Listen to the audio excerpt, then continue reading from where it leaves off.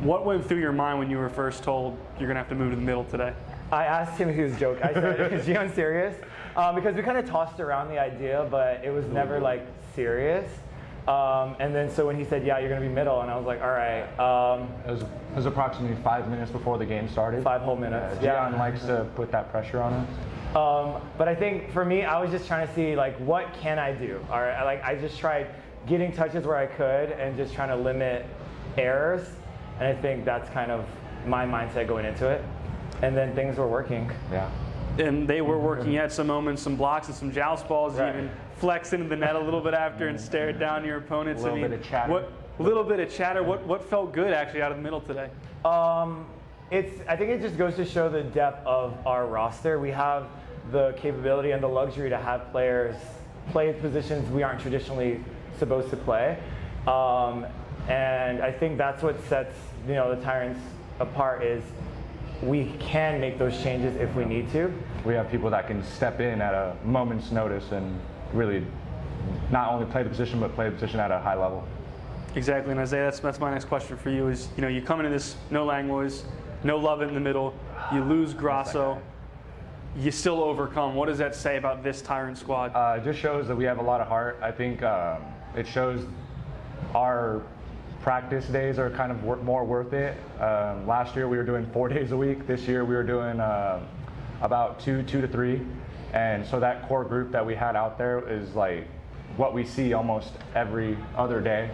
So it's easy for us to make the changes, making adjustments, and everyone just goes all out, especially once Gian went out, Ryan twisted his ankle. I was like, all right, we're going to throw the kitchen sink at it and see what happens. Yeah, I think at the end, we literally were playing, we had nothing to lose at that point. Yeah. Like this is the last possible lineup we can possibly make.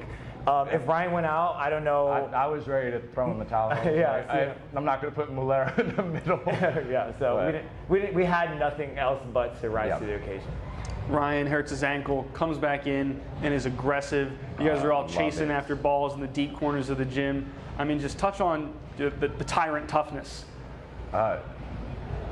It's just don't let that ball hit the ground.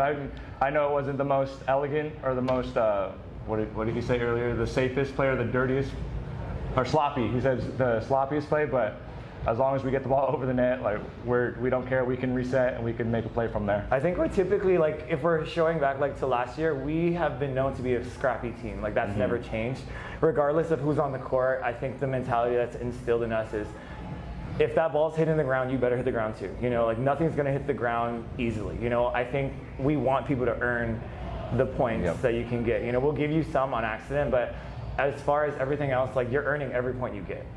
How big of just a character win is this for your team? I would say it's a pretty big win, especially just because Gian went out, Jake's not here. Obviously, we're out of a middle. It just shows that, like, hey, it doesn't matter who we got out there. We're going to throw everything we have at you, and if you can keep up, good luck, because we're just going to keep going at it. Yeah, I mean, our starting six is so strong that it makes their bench, because we're the bench, and if we can still take care of business, that just shows like our team is so talented in that aspect that you really could put whoever you wanted and good things will happen. You got to do it again this weekend. How do you repeat what you put out there, knowing how short you are and how injured a lot of you are? I think it might be a little bit easier on Sunday's game, just knowing that, hey, we have this lineup and this lineup only. I think this one was a little like, okay, we frazzled a little bit. That game, especially game 2, where I think it was 25 to 10. Yeah. I think now that we know that, okay, hey, Danny or Anthony's gonna be in the middle, and then we're gonna go from there. I think that's gonna put it a little bit more at ease, and we'll just take the challenge from there. Gotcha.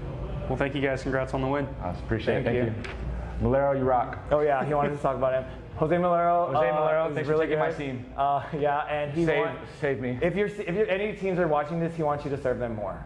He was getting bored, he said. Yeah. He said serve him. Serve Jose Mulero. Good message. I like it.